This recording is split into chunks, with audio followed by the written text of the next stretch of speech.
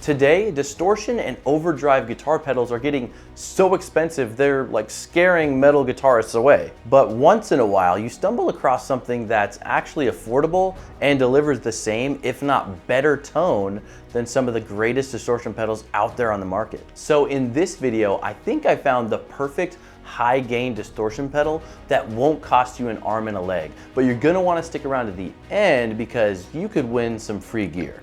All right, this is the Axe Guitar Channel. Let's go.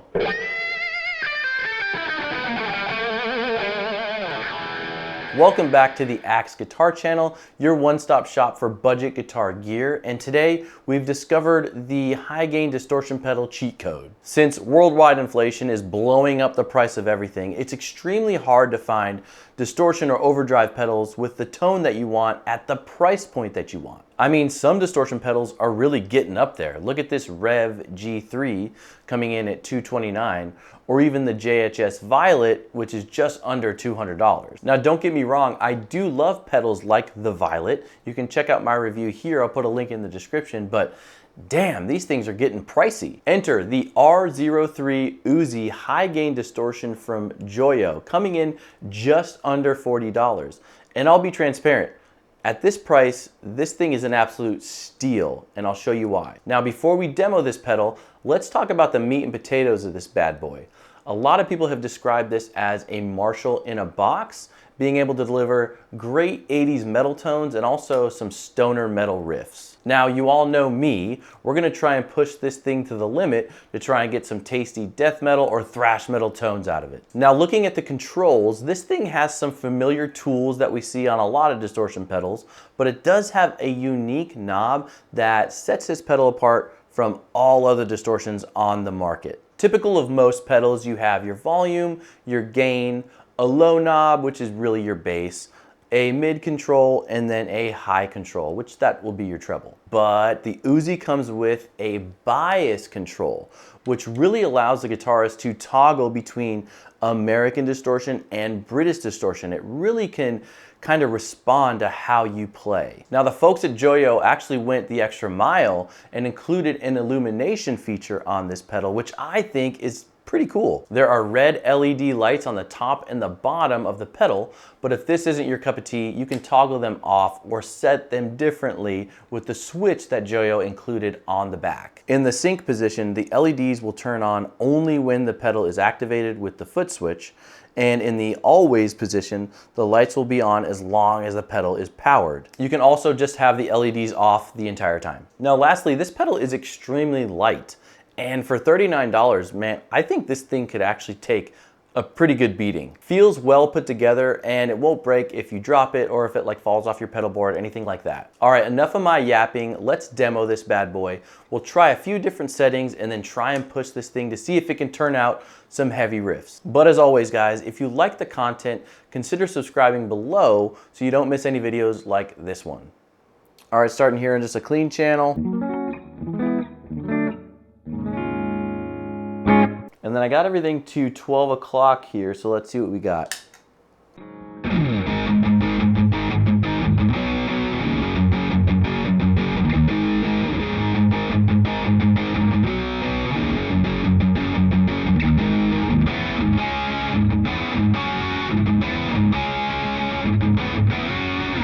And that's just my clean amp going through the Uzi distortion. That sounds pretty good.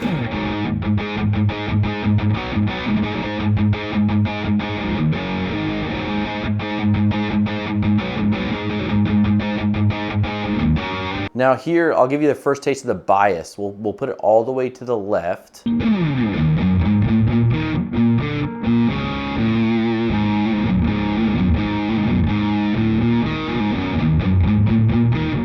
So on the left, you got that full kind of setting. And then if we turn it all the way to the right, let's see what we get here.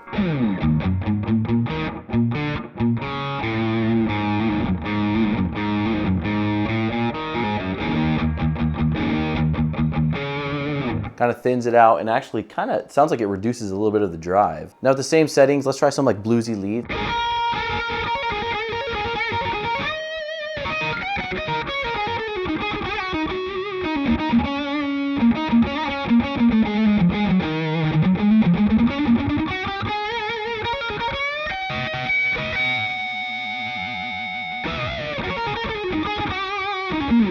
these settings right here really show how this is a Marshall in a box. Like that sounds like a typical Marshall kind of setup that you'd hear back in the 70s and 80s.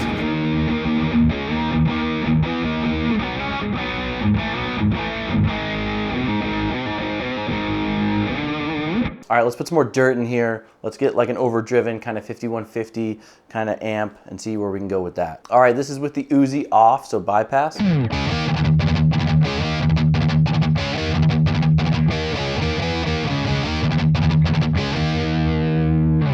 And then on.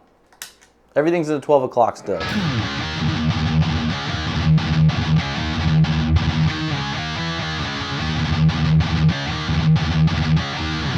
So it sounds kind of thin. Let's add some more bass. There we go.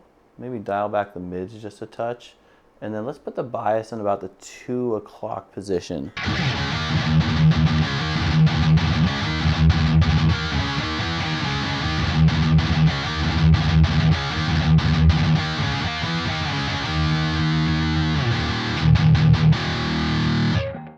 You almost have to dial back the gain a little bit just to take away some of the noise, but that does sound pretty good. Now here with the distorted tones, let's try bias all the way to the left so you can hear that.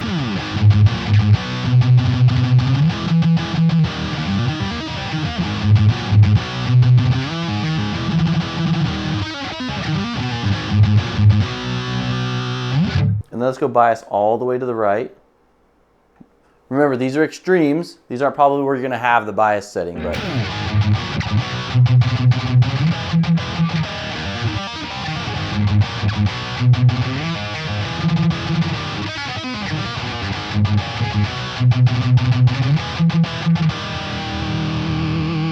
So I'm assuming that for the metal players, you'll probably have the bias definitely to the right of 12 o'clock because it sounds a little less full, a little more articulate, and you're gonna get some of the, more of the highs.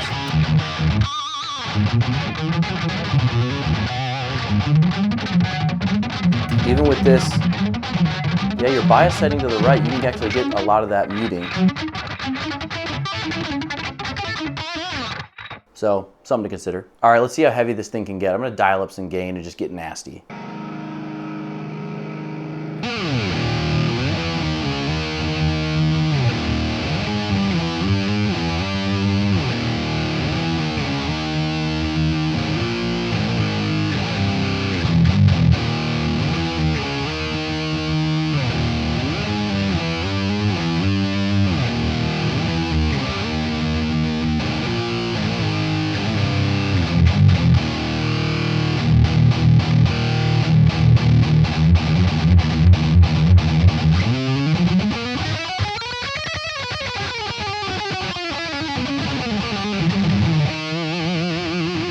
So as you can see, this thing can actually be pushed into that kind of blackened death metal kind of register, which also I feel like crossfades with some of that heavy stoner rock, like the Sword.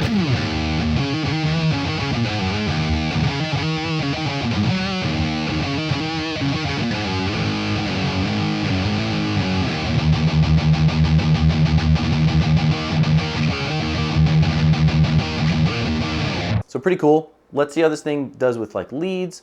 We'll add some chorus and some reverb and I think a little delay and then see how it sounds. Okay, so putting everything back to 12 o'clock.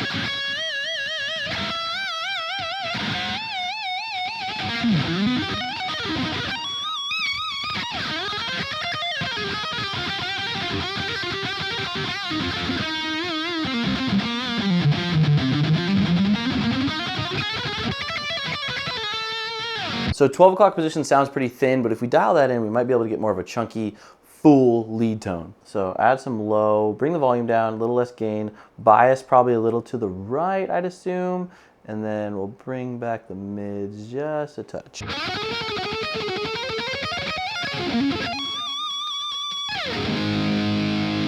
Yeah, that sounds a bit better. Let's see what happens when we go bias to the left.